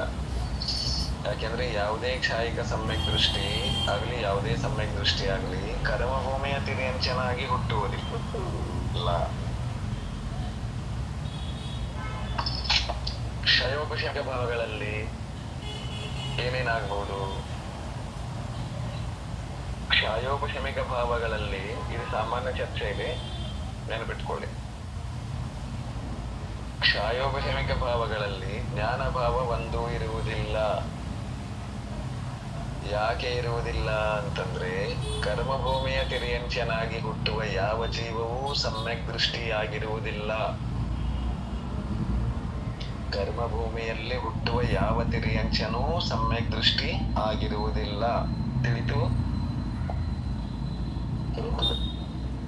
ಅದಕ್ಕಾಗಿ ಜ್ಞಾನದಲ್ಲಿ ಯಾವ ಭಾವಗಳು ಇಲ್ಲ. ಇನ್ನು ಕ್ಷಯೋಪಶಮಿಕ ಅಜ್ಞಾನ ಭಾವಗಳಲ್ಲಿ 2 ಭಾವ ಇರಬಹುದು. ಕೂಮತಿ ಅಜ್ಞಾನ, ಕೂಶುತ ಅಜ್ಞಾನ. ನೋಡ್ರಿ, ಇಲ್ಲಿ ಒಂದು ವಿಷಯ ನೆನಪಿಟ್ಕೊಳ್ಳಿ. ಕರ್ಮಭೂಮಿಯ ತಿರ್ಯಂಚನಾಗಿ ಹುಟ್ಟುವಂತಹ ಜೀವರಲ್ಲಿ ಎರಡು ಗುಣಸ್ಥಾನಗಳನ್ನ ಕಾಣಬಹುದು. ಗುಣಸ್ಥಾನ 1 ಮತ್ತು ಗುಣಸ್ಥಾನ 2. ಯಾಕಂದ್ರೆ ಇವು ಪರ್ಯಾಪ್ತಕ ಜೀವರಿದಾರಲ್ಲ, ಇಲ್ಲಿ ಜನ್ಮ ತಾಳುವಾಗ ಮಿಥ್ಯಾತ್ವದ ಜೊತೆಗೂ ಬಂದು ಜನ್ಮ ತಾಳಬಹುದು. ಇಲ್ಲ ಸಾಸಾಧನ ಗುಣಸ್ಥಾನವು ಇಲ್ಲಿ ಅಪರ್ಯಾಪ್ತಕರಲ್ಲಿ ಕಂಡು ಬರುತ್ತದೆ. ಹಾಗಾಗಿ ಈ 2 ಗುಣಸ್ಥಾನಗಳಲ್ಲಿಯೂ ಕೂಡ ಸಮ್ಯಕ್ ದರ್ಶನ ಇಲ್ಲ, ಹಾಗಾಗಿ ಜ್ಞಾನ ಭಾವ ಇಲ್ಲ. ಈ 2 ಗುಣಸ್ಥಾನಗಳಲ್ಲಿಯೂ ಅಜ್ಞಾನ ಭಾವ ಇದೆ. ಗೋಮತಿ ಅಜ್ಞಾನ, ಕೋಶಿತ ಅಜ್ಞಾನ. ಅದಕ್ಕೆ 2 ಅಜ್ಞಾನಗಳು ಕಂಡು ಬರ್ತವೆ. ದರ್ಶನದಲ್ಲಿ ಕೂಡ 2 ಇರಬಹುದು, ಚಕ್ಷು ದರ್ಶನ, ಅಚಕ್ಷು ದರ್ಶನ. ಲಬ್ಧಿಗಳಲ್ಲಿ 5 ಲಬ್ಧಿ ಭಾವಗಳು ಆಗಬಹುದು. ಎರಡನೇ ಗುಣಸ್ಥಾನದಲ್ಲಿ ಜನ್ಮ ಆಗುತ್ತಾ? ಅಪರ್ಯಾಪ್ತಕ ಅವಸ್ಥೆ ಇರುವ ತನಕ 2ನೇ ಗುಣಸ್ಥಾನ ಇರಬಹುದು. ಅಲ್ಲ, ಜನ್ಮನೇ ಆಗುತ್ತಾ ಅಲ್ಲಿ? ಆಗತ್ತೆ. ತಿರಿಯನ್ ಜಗತಿಯ ನಿವೃತ್ತಿಯ ಪರ್ಯಾಪ್ತಕರಾಗಬಹುದು. ಅಂದ್ರೆ ಪರ್ಯಾಪ್ತಕ ಆಗಿ ಹುಟ್ಟುವಂತ ಜೀವ. ಯಾರಿಗೋ ಒಬ್ರು ಮಿಥ್ಯಾತ್ವದ ಅವಸ್ಥೆಯಲ್ಲಿ ತಿರಿಯನ್ ಆಯುವನ್ನ ಕಟ್ಕೊಂಡಿದ್ರು, ಇದು ಸೇಮ್ ನರಕ ತರಾನೇ ಲೆಕ್ಕ ತಗೋಬೇಕು. ತಿರಿಯನ್ ಆಯು ಕಟ್ಕೊಂಡಿದ್ರು, ಆಮೇಲೆ ಅದು ಆಯು ಬದಲಾಗೋದಿಲ್ಲ. ಯಾವುದೋ ಕಾರಣದಿಂದ ಸಮ್ಯಕ್ತ್ವ ಆಗಿತ್ತು, ಮತ್ತೆ ಅದ ಬಿಟ್ಟು ಹೋಗುವುದರಲ್ಲಿ ಮರಣ ಆಯ್ತು, ಇನ್ನ ಮಿಥ್ಯಾತ್ವ ಬಂದಿರ್ಲಿಲ್ಲ, ಆವಾಗ ತಿರಿಯನ್ ಜಗತಿ ಹೋಗುವುದು ಜೀವ.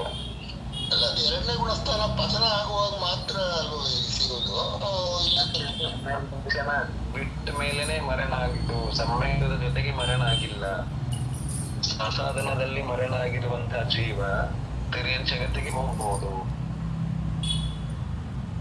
ಮತ್ತೆ ಅದು 1ನೇ ಗುಣಸ್ಥಾನಕ್ಕೆ ಹೋಗುತ್ತೆ ಅದು ಬೈಯೋದ್ರೆ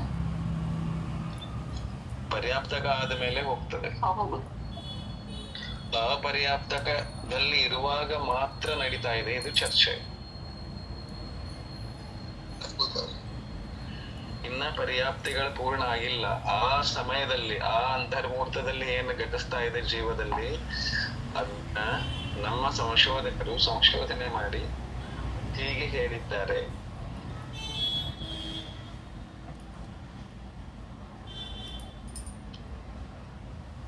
ಇನ್ನು ಕ್ಷಾಯೋಪಶಮಿಕ ಲಬ್ಧಿ ಭಾವಗಳು 5 ಇವೆ. ಸಮ್ಯಕ್ತ ಭಾವ ಇಲ್ಲ, ಚಾರಿತ್ರ ಭಾವನೂ ಇಲ್ಲ, ಸೇಮನೂ ಇರೋದಿಲ್ಲ. ಕ್ಷಾಯೋಪಶಮಿಕದಲ್ಲಿ ಎಷ್ಟಾಯ್ತು? 9. ಔದಯಿಕ ಭಾವಗಳಲ್ಲಿ ತಿರಿಯನ್ ಜಗತಿ ಮಾರ್ಗ ನಡೀತಾ ಇದೆ, ತಿರಿಯನ್ ಜಗತಿಯ ಉದಯ ಇರುತ್ತದೆ, ಅದು ಒಂದೇ ಉದಯ ಬರುವುದು. ಕಷಾಯಗಳಲ್ಲಿ 4 ಕಷಾಯಗಳು ಇರಬಹುದು. ವೇದದಲ್ಲಿ ಯಾವುದು ಬೇಕಾದ್ರೂ ವೇದದ ಜೊತೆಗೆ ತಿರಿಯನ್ ಜಗತಿಯಲ್ಲಿ ಮುಟ್ಟಬಹುದು. ಕರ್ಮಭೂಮಿಯ ತಿರಿಯನ್ ಚೆನ್ನಾಗಿ ಯಾವುದೇ ವೇದದ ಜೊತೆಗೂ ಜನ್ಮ ತಾಳಬಹುದು. ಸ್ತ್ರೀ ವೇದ, ಪುರುಷ ವೇದ, ನಪುಂಸಕ ವೇದ. ಮಿಥ್ಯಾದರ್ಶನ ಇರಲು ಸಾಧ್ಯ. ತಿರಿಯನ್ ಜಗತಿ ಕರ್ಮಭೂಮಿಯ ತಿರಿಯನ್ ಚೆನ್ನಾಗಿ ಜನ್ಮ ತಾಳುವಾಗ ಮಿಥ್ಯಾದರ್ಶನ ಇರಬಹುದು. ಅಜ್ಞಾನ ಭಾವ ಇರುತ್ತದೆ, ಅಸಂಯಮ ಭಾವನೂ ಇರುತ್ತದೆ, ಅಸಿದ್ಧತ್ವ ಭಾವನೂ ಇರುತ್ತದೆ. ಲೇಷಗಳಲ್ಲಿ 3 ಅಶುಭ ಲೇಷಗಳು ಮಾತ್ರ ಇರಲು ಸಾಧ್ಯ. ಶುಭ ಲೇಷಗಳು ಯಾವುವೂ ಇರುವುದಿಲ್ಲ. ತಿರಿಯನ್ ಚೆನ್ನಾಗಿ ಜನ್ಮ ತಾಳುವಾಗ ಯಾರಿಗೂ ಶುಭ ಲೇಷಗಳು ಇರುವುದಿಲ್ಲ. ಆಮೇಲೆ ಔದಯಿಕ ಭಾವಗಳೆಷ್ಟಾಯ್ತು? 15. ಆಮೇಲೆ ಪಾರಿಣಾಮಿಕ ಭಾವಗಳಲ್ಲಿ 3 ಇರಲು ಸಾಧ್ಯ. ಎಷ್ಟಾಯ್ತೆಲ್ಲ? 27 ಭಾವಗಳು. ಇದು ಕರ್ಮಭೂಮಿಯ ತಿರಿಯನ್ ಜಗತಿಯ ನಿರ್ವೃತ್ತಿಯ ಪರ್ಯಾಪ್ತಕ ಅವಸ್ಥೆಯಲ್ಲಿ ಜನ್ಮ ತಾಳುವಂತಹ ಜೀವರಲ್ಲಿ 27 ಭಾವಗಳು ಆಗಲು ಸಾಧ್ಯ. ತಿಳಿತು?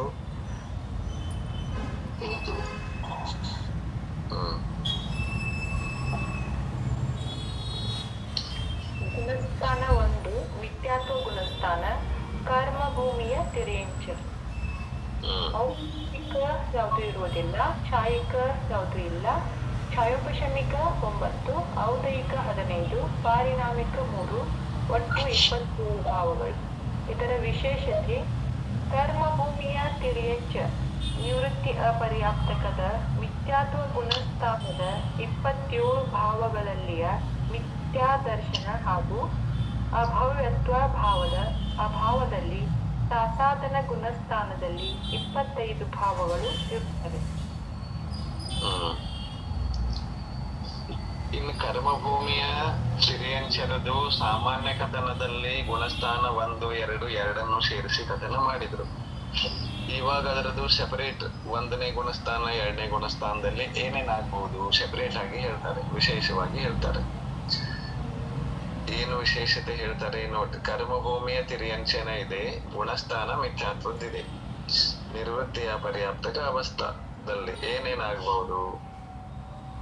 ಔಪಶಮಿಕ ಭಾವ 1 ಇರುವುದಿಲ್ಲ, ಕ್ಷಾಯಿಕ ಭಾವ 1 ಇರುವುದಿಲ್ಲ, ಕ್ಷಾಯೋಪಶಮಿಕ ಭಾವಗಳಲ್ಲಿ ಜ್ಞಾನ ಭಾವ ಇರುವುದಿಲ್ಲ, ಅಜ್ಞಾನ ಭಾವದಲ್ಲಿ 2, ಕುಮತಿ ಕುಶ್ರುತ, ದರ್ಶನದಲ್ಲಿ 2, ಚಕ್ಷು ಅಚಕ್ಷು, ಲಬ್ಧಿಗಳಲ್ಲಿ 5 ಲಬ್ಧಿ, ದಾನ ಲಾಭ ಭೋಗ ಉಪಭೋಗ ವೀರ್ಯ, ಸಮ್ಯಕ್ತ ಭಾವ ಇಲ್ಲ, ಚಾರಿತ್ರ ಭಾವ ಇಲ್ಲ, ಸಂಯಮ ಇಲ್ಲ. ಕ್ಷಾಯೋಪಶಮಿಕದಲ್ಲಿ 9 ಭಾವಗಳಾಯ್ತು. ಆಮೇಲೆ ಔದಯಿಕದಲ್ಲಿ ತಿರ್ಯಂಚಗತಿ ಇದೆ, ಕಷಾಯಗಳಲ್ಲಿ 4 ಇದೆ, ವೇದಗಳಲ್ಲಿ ಎಲ್ಲ ಇದೆ, ಮಿಥ್ಯಾದರ್ಶನ ಇದೆ, ಅಜ್ಞಾನ ಇದೆ, ಅಸಂಯಮ ಇದೆ, ಅಸಿದ್ಧತ್ವ ಇದೆ, ಲೇಷಗಳಲ್ಲಿ ಅಶುಭ ಲೇಷಗಳು ಇರಲು ಸಾಧ್ಯ 3. ಮಿಥ್ಯಾತ್ವದಲ್ಲಿ ಇರುವಾಗ 3 ಪಾರಿಣಾಮಿಕ ಭಾವಗಳು ಕೂಡ ತಿರ್ಯಂಚಗತಿಯಲ್ಲಿ ಇರಬಹುದು. ಜೀವತ್ವ, ಭವ್ಯತ್ವ, ಅಭವ್ಯತ್ವ, ಒಟ್ಟು 27 ಭಾವಗಳಾಗ್ತವೆ. ಇದು ಮಿಥ್ಯಾತ್ವ ಗುಣಸ್ಥಾನದ ಅಪೇಕ್ಷೆಯಿಂದ ಚರ್ಚೆ. ಇನ್ನು 2ನೇ ಗುಣಸ್ಥಾನದ ಚಾರ್ಟ್ ಬೇಕು ಅಂತಂದ್ರೆ ಇದೇ ವಿಷಯ ಎಲ್ಲಾ ಕಡೆ ಇರ್ತದೆ, 2 ಪಾಯಿಂಟ್ ಚೇಂಜ್ ಆಗ್ತಾವ. ಔದಯಿಕ ಭಾವಗಳಲ್ಲಿ ಮಿಥ್ಯಾ ದರ್ಶನ ಇದೆಯಲ್ಲ, ಅದು 2ನೇ ಗುಣಸ್ಥಾನದಲ್ಲಿ ಇರುವಾಗ ಇರುವುದಿಲ್ಲ. ಮತ್ತು ಪಾರಿಣಾಮಿಕ ಭಾವಗಳಲ್ಲಿ ಅಭವ್ಯತ್ವ 1 ಇರುವುದಿಲ್ಲ. ಇವೆರಡನ್ನ ಬಿಟ್ರೆ ಉಳಿದಿದ್ದೆಲ್ಲ ವಿಷಯ ಸೇಮ್ ಬರ್ತದೆ. 2ನೇ ಗುಣಸ್ಥಾನದ ಚರ್ಚೆ ಆಗ್ತದೆ. ತಿಳಿತು?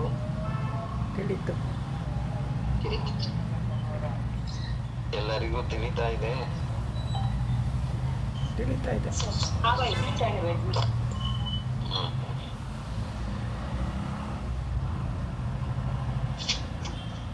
ಭೋಗಭೂಮಿಯ ತಿರ್ಯಂಚ ನಿವೃತ್ತಿ ಅಪರ್ಯಾಪ್ತಕದಲ್ಲಿ ಔಪಶಮಿಕ ಯಾವುದು ಇರುವುದಿಲ್ಲ, ಕ್ಷಾಯಿಕ 1, ಕ್ಷಾಯೋಪಶಮಿಕ 14, ಔದಯಿಕ 14, ಪಾರಿಣಾಮಿಕ 3, ಒಟ್ಟು 32 ಭಾವಗಳು. ವಿಶೇಷತೆ ಭೋಗಭೂಮಿಯ ತಿರ್ಯಂಚಗಳ ಅಪರ್ಯಾಪ್ತಕ ಅವಸ್ಥೆಯಲ್ಲಿ ಗುಣಸ್ಥಾನ 1, 2 ಹಾಗೂ 4 ಇರುತ್ತವೆ.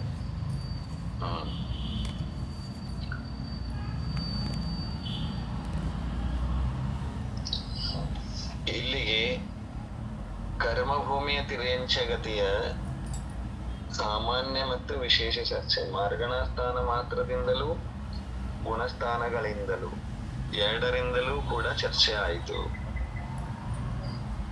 ಮಾರ್ಗಣಸ್ಥಾನಗಳಲ್ಲಿದಿಂದ ನೋಡುವಾಗ ಅದು ಸಾಮಾನ್ಯ ಅಂತ ಅನ್ನಿಸ್ಕೊಳ್ತದೆ. ಗುಣಸ್ಥಾನ 1, 2 ಸೆಪರೇಟ್ ಆಗಿ ನೋಡಿದಾಗ ಅದು ಗುಣಸ್ಥಾನಗಳಲ್ಲಿಯೂ ಆಯಿತು ಅಂತ ತಿಳ್ಕೊಳ್ಬೇಕು. ಸಾಮಾನ್ಯ ವಿಶೇಷ ಅಂತನೂ ಅದು ಮಾರ್ಗಣ ಸ್ಥಾನಗಳಲ್ಲಿ ಮತ್ತು ಗುಣಸ್ಥಾನಗಳಲ್ಲಿ ಅಂತನೂ ತಿಳ್ಕೋಬಹುದು. ಇವಾಗ ತಿರ್ಯಂಚಗತಿ ಮಾರ್ಗಣದಲ್ಲಿ ಇನ್ನೊಂದು ಬರ್ತದೆ, ಭೋಗಭೂಮಿಯ ತಿರ್ಯಂಚ. ಇಲ್ಲಿ ಕೂಡ ನಿವೃತ್ತಿಯ ಪರ್ಯಾಪ್ತಕ ಅವಸ್ಥಾ ಇದೆ. ಇಲ್ಲಿ ತನಕ ಶರೀರ ಪರ್ಯಾಪ್ತಿ ಪೂರ್ಣ ಆಗುವುದಿಲ್ಲ, ಅಲ್ಲಿ ತನಕ ಅದನ್ನ ನಿವೃತ್ತಿಯ ಪರ್ಯಾಪ್ತಕ ಅಂತ ಕರೀತಾರೆ. ಅಥವಾ ಪರ್ಯಾಪ್ತಿಗಳನ್ನ ಪೂರ್ಣ ಮಾಡಿಕೊಳ್ಳುವುದಕ್ಕಿಂತ ಮುಂಚಿನ ಅವಸ್ಥೆಯನ್ನ ನಿವೃತ್ತಿಯ ಪರ್ಯಾಪ್ತಕ ಅಂತ ಕರೀತಾರೆ.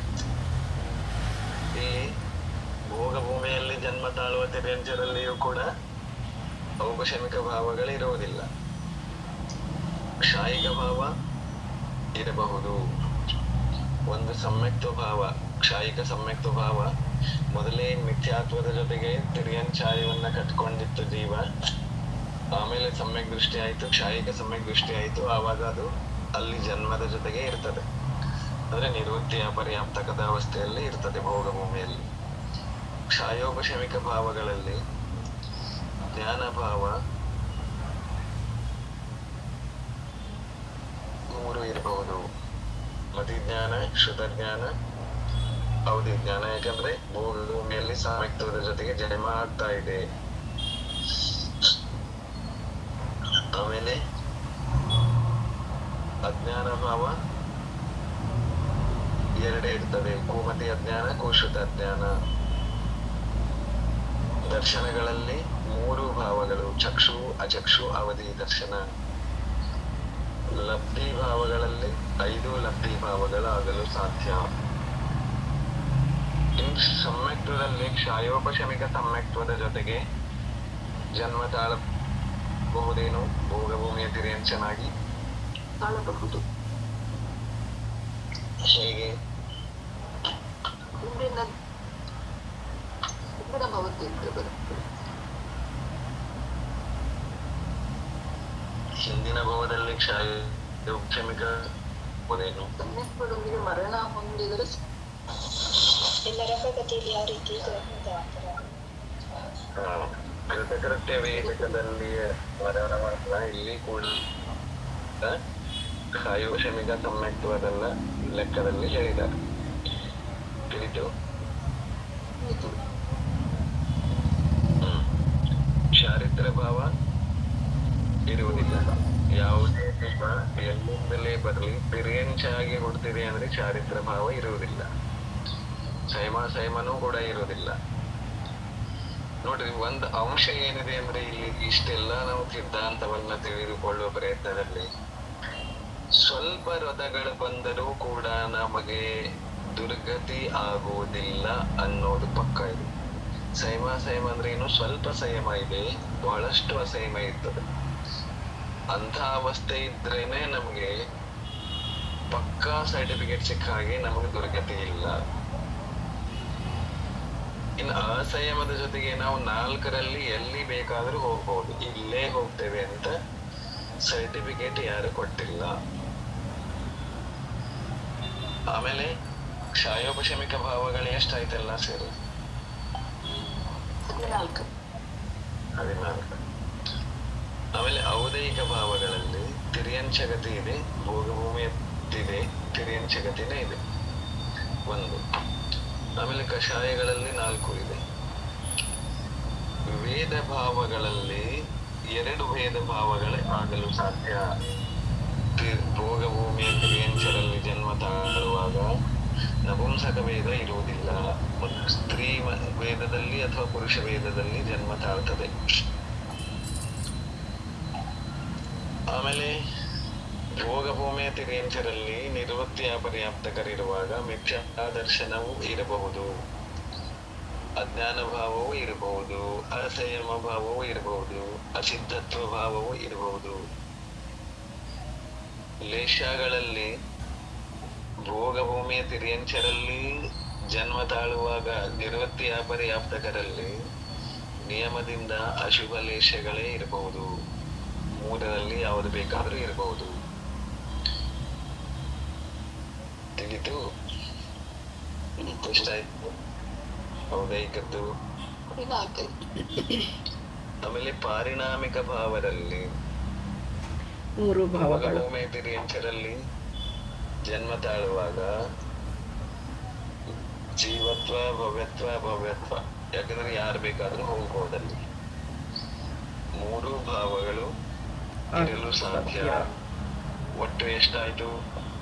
32. 32 ಭಾವಗಳು ಭೋಗಭೂಮಿಯ ತಿರ್ಯಂಚ ಸಾಮಾನ್ಯರಲ್ಲಿ ಜನ್ಮ ತಾಳುವಾಗ ಇರುವಂಥವು. ಇನ್ನು ಭೋಗಭೂಮಿಯ ತಿರ್ಯಂಚರಾಗಿ ಜನ್ಮ ತಾಳ್ಬೇಕು ಅಂತಂದ್ರೆ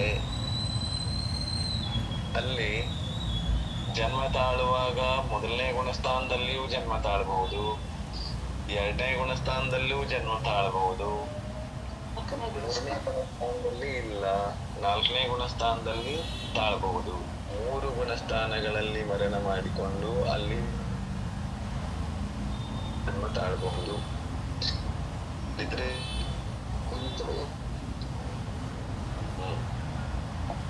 ಸಮಯ ಆಗಿದೆ, ಜನಮಾನ್ಯಗೆ ಹೇಳಿ ಆಮೇಲೆ ನೋಡೋಣ. ಸಿರಿಜಿಣವಾಣಿ ಜಗ ಕಲ್ಯಾಣಿ ಜಗಜನ ಮದತಮ ಮೋಹ ಹರಿ ಜನಮಣ ಹಾರಿ ಗಣಹರ ಹಾರಿ ಜಮ್ಮ ಜರಾ ಭವರುಗ ಹರಿ ತಿಥಯ ರಾಣಂ ದಿವ್ವ ಜುಣಿಂ ಜೋ ಪಡಯಿ ಸುಣಯಿ ಮಯ್ಯೆ ಧಾರಯಿ ನಾಣಂ ಸುಖಮನಂತಂ ಧರಿಯ ಸಾಸದ ಮುಖ ಪದಂ ಪಾವಯಿ ಸಾಸದ ಮುಖ ಪದಂ ಪಾವಯಿ. ಜೈ ಬೋಲೋ ಜಿನವಾಣಿ ಮಾತಾ ಕಿ ಜೈ. 9 ಸಲ ನಮಸ್ಕಾರ ಮಂತ್ರ.